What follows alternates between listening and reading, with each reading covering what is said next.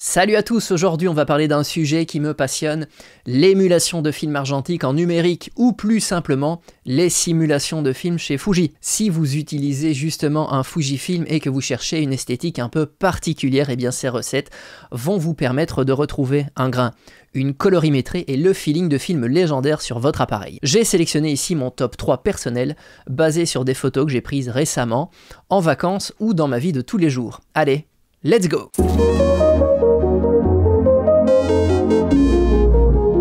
En troisième position, on part sur le Kodachrome 64. Alors ce n'est pas juste une simulation, c'est une légende de l'argentique. Utilisé par des photographes de National Geographic comme Steve McCurry, eh bien ce look est célèbre pour ses couleurs riches et saturées, notamment dans les rouges et dans les jaunes qui pètent vraiment bien.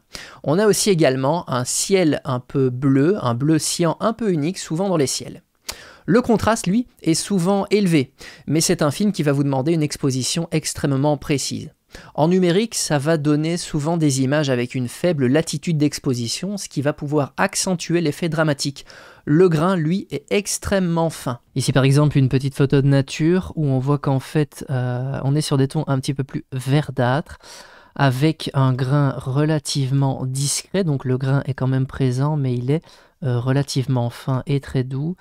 Il n'y a pas spécialement de rouge dans cette image, mais on est sur un contraste aussi relativement marqué, comme je le disais. Ici encore une autre photo où on voit qu'on a encore une sensation de vert et de bleu un peu plus prononcée, avec un contraste aussi, là encore une fois, très présent. Et on va terminer par cette photo, où également ici on a un ciel un petit peu plus cyan, avec des couleurs qui sont quand même présentes, qui sont quand même un petit peu plus marquées que si on avait shoot en standard. Le Kodachrome 64, c'est l'icône de la couleur, mais attention, l'exposition doit vraiment être au top. Mon numéro 2, eh bien c'est le Regis Porta. C'est une recette numérique extrêmement populaire sur le net, inspirée du fameux film Kodak Porta 400. L'ADN du Porta, eh bien c'est d'abord la polyvalence et les tons de peau exceptionnels. Cette simulation va vous offrir des couleurs douces et légèrement désaturées, avec une dominante chaleureuse, jaune-orange assez subtile, ce qui va bien donner une ambiance douce et un peu nostalgique. Le contraste, lui, est modéré et doux, ce qui permet de conserver beaucoup de détails dans les hautes lumières et dans les ombres. C'est vraiment le look film par excellence, sans être pour autant trop agressif.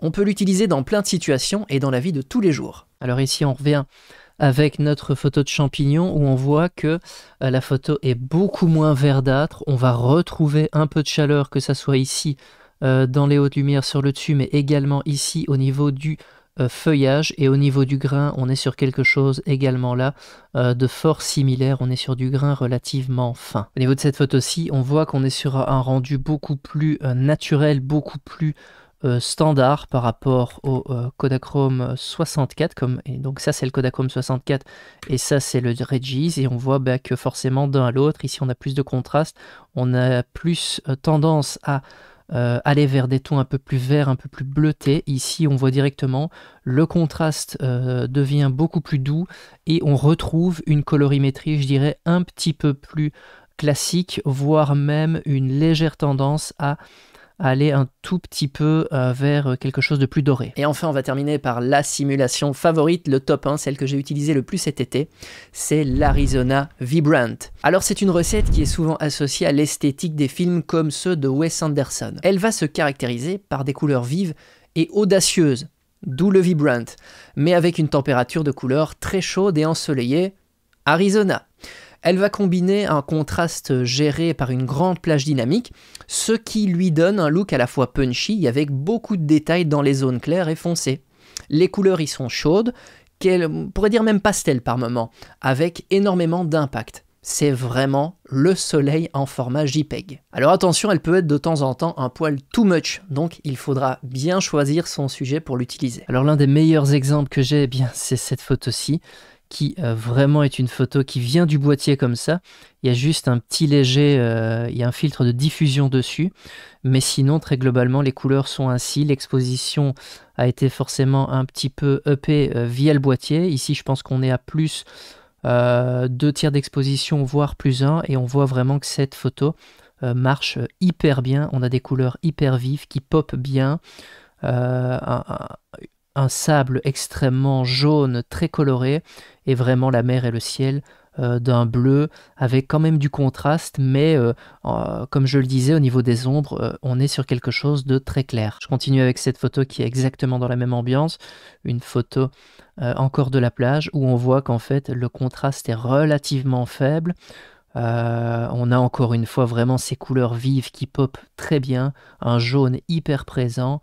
On est vraiment sur des ambiances très été, très summer. Je continue ici avec cette photo où on n'a pas spécialement de bleu et de jaune. Néanmoins, on voit que ici encore une fois, sur toute cette verdure, toutes ces herbes, on est sur quelque chose qui pop extrêmement bien. Quelque chose de vraiment un peu dreamy, un peu irréaliste même, je dirais. Et au niveau du grain, on est sur quelque chose de relativement présent, comme je l'avais signalé, avec oui, les ombres, encore une fois, les ombres sont assez peu marquées. Et on va terminer par cette dernière image de comparaison, où on voit donc l'Arizona Vibrant qui clairement vire un petit peu plus sur des tons jaunâtres, un contraste relativement moins marqué, avec aussi un tout petit peu plus de grain, je dirais. Et donc ici on peut comparer les trois, on a l'Arizona Vibrant, on a le Regis Portra 400 et on a le Kodachrome 64. Et donc clairement on voit que les trois ont des caractéristiques vraiment différentes, mais qui, en fonction de la scène shootée, fonctionnent vraiment pas mal. Et voilà, c'était mon top 3. Kodachrome 64 pour le punch et l'icône, Regis Porta pour la polyvalence et les portraits, aussi les photos de tous les jours, et l'Arizona Vibrant pour une ambiance un peu été, un peu summer. Dites-moi dans les commentaires quelle est votre simulation de film favorite, et avec quelle photo vous l'avez utilisée. Si cette vidéo vous a plu, n'oubliez pas le pouce bleu et aussi de vous abonner pour ne rien manquer dans mes prochaines vidéos. Allez, salut!